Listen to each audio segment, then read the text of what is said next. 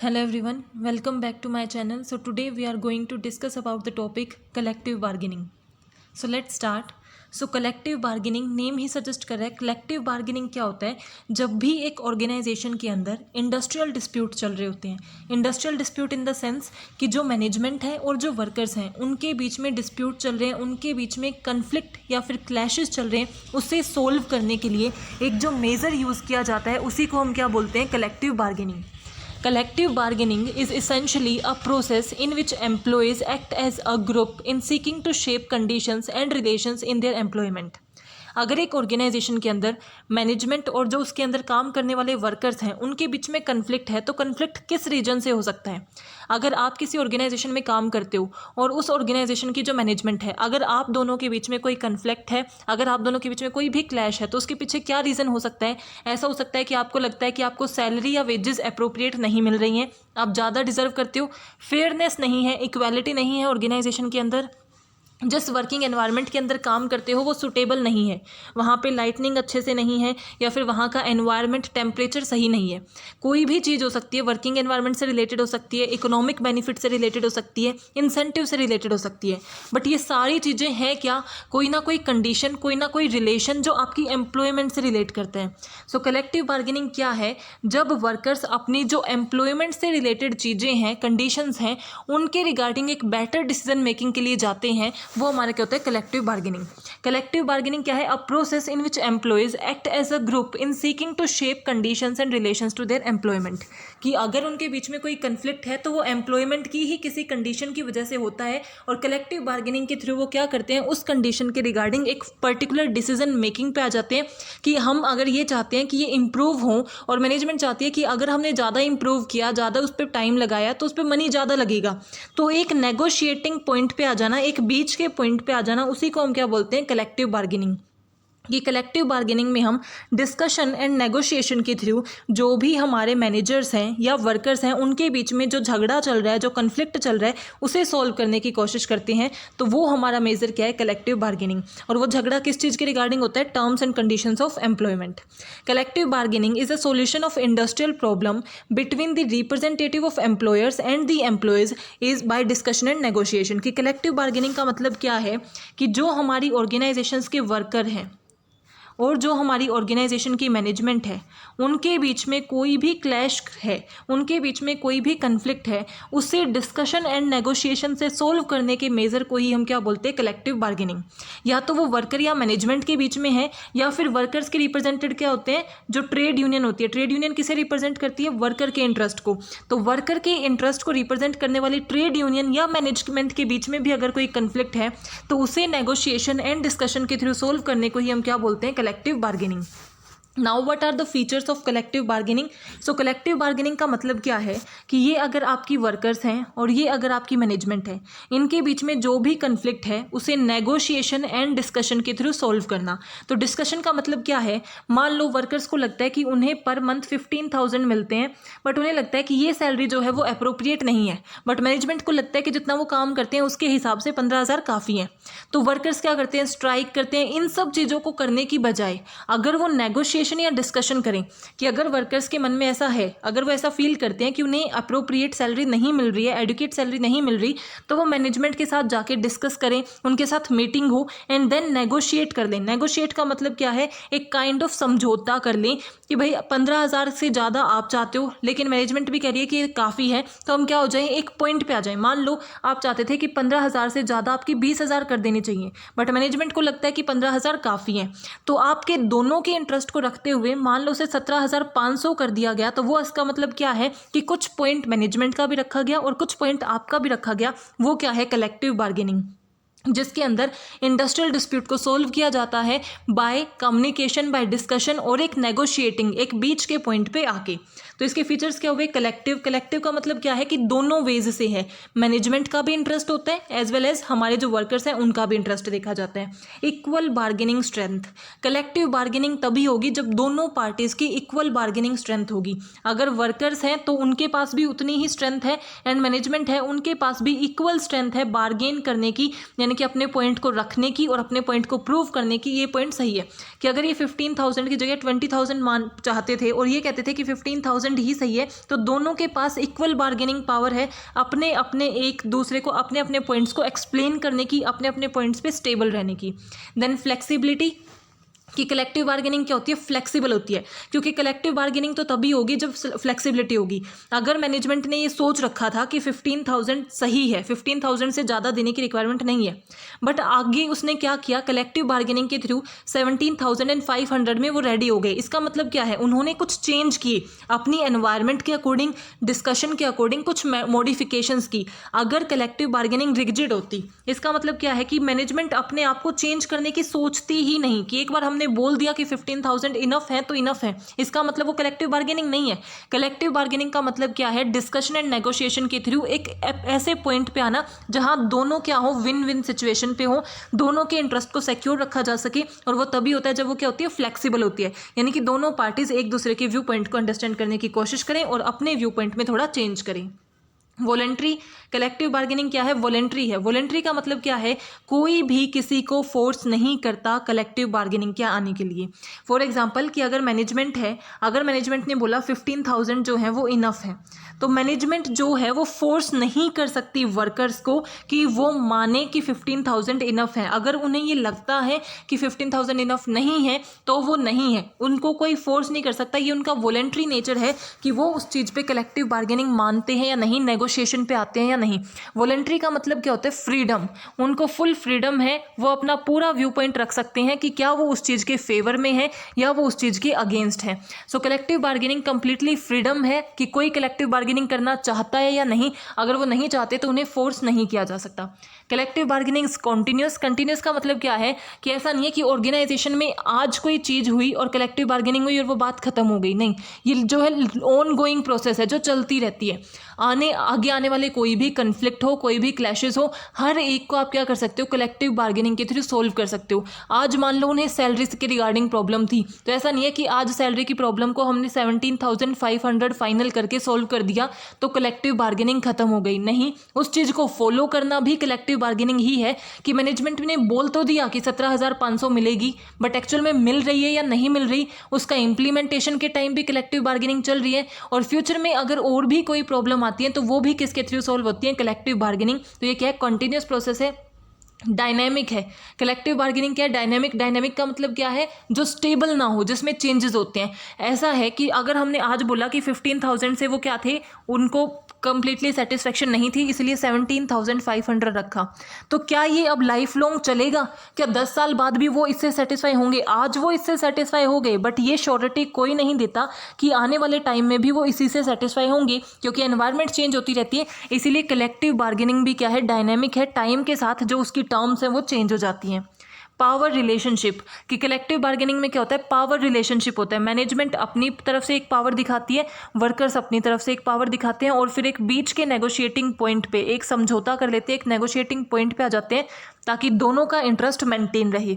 तो दोनों क्या करते हैं, अपनी अपनी पावर का यूज़ करते हैं ताकि सामने वाले को थोड़ा इन्फ्लुएंस किया जा सके और एक बेटर पॉइंट को रीच किया जा सके।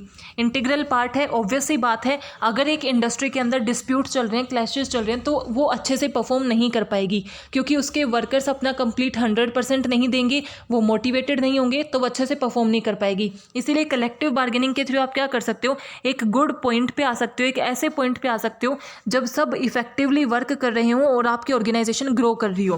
तो ये क्या है, इंटीग्रल पार्ट है आपकी मैनेजमेंट का। एंड बाय पार्टेड प्रोसेस का मतलब क्या है, दो पार्टीज इसके अंदर होती हैं, एक हमारे वर्कर्स और दूसरी हमारी management. Now objectives of collective bargaining, कि कलेक्टिव बार्गेनिंग एक ऑर्गेनाइजेशन के अंदर यूज़ की जाती है तो उसके क्या क्या ऑब्जेक्टिव होते हैं। So first is to give opportunity to worker to participate. For example कि एक ऑर्गेनाइजेशन के अंदर कलेक्टिव बार्गेनिंग का कॉन्सेप्ट है ही नहीं, तो जितनी उन्होंने जो मैनेजमेंट बोलेगी वैसा ही उन्हें एक्सेप्ट करना पड़ेगा, वरना नेगेटिव कॉन्सिक्वेंसेज होंगे। अगर वर्कर एक्सेप्ट नहीं करेंगे तो वो ऐसा हो सकता है कि वो ऑर्गेनाइजेशन को छोड़ के चले जाएं, टर्नओवर ज़्यादा हो जाएगा, या फिर आपके स्ट्राइक ये सब इंक्रीज हो जाएंगे। बट अगर कलेक्टिव बार्गेनिंग है, यानी कि दोनों पार्टीज क्या करती हैं, आपस में डिस्कस करती हैं एंड नेगोशिएट करने का ट्राई करती हैं, तो उससे ये कलेक्टिव बार्गेनिंग क्या कर रही है, वर्कर्स को अपॉर्चुनिटी दे रही है कि वो पार्टिसिपेट कर सके ऑर्गेनाइजेशंस के मैटर में। वर्कर्स के पार्टिसिपेशन को इंक्रीज़ कर रही है, क्योंकि वर्कर्स को क्या लगता है कि अगर उन्हें किसी चीज़ में कमी फील हो रही है, अगर ये लग रहा है यहाँ पे अनफेयर हो रहा है, तो वो अपने व्यू पॉइंट को रख सकते हैं with the help of collective bargaining और डिस्कस कर सकते हैं मैनेजमेंट के साथ to improve management and worker relations. Obvious सी बात है कि कलेक्टिव बार्गेनिंग आई ही क्यों है, ताकि डिस्कशन एंड नेगोशिएशन के थ्रू इंडस्ट्रियल डिस्प्यूट को खत्म किया जा सके और गुड एंड हेल्दी रिलेशनशिप को इंश्योर किया जा सके।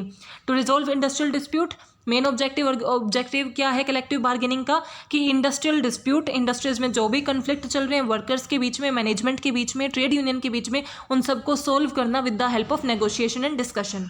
To give benefit to the employees, अगर हम कलेक्टिव बार्गेनिंग करते हैं तो ऑब्वियस सी बात है कि बेनिफिट किसे मिलता है, हमारे एम्प्लॉयज़ को भी बेनिफिट जाता है, क्योंकि मैनेजमेंट का तो क्या है, मैनेजमेंट का तो काम ही होता है पॉलिसीज़ बनाना, रूल्स बनाना।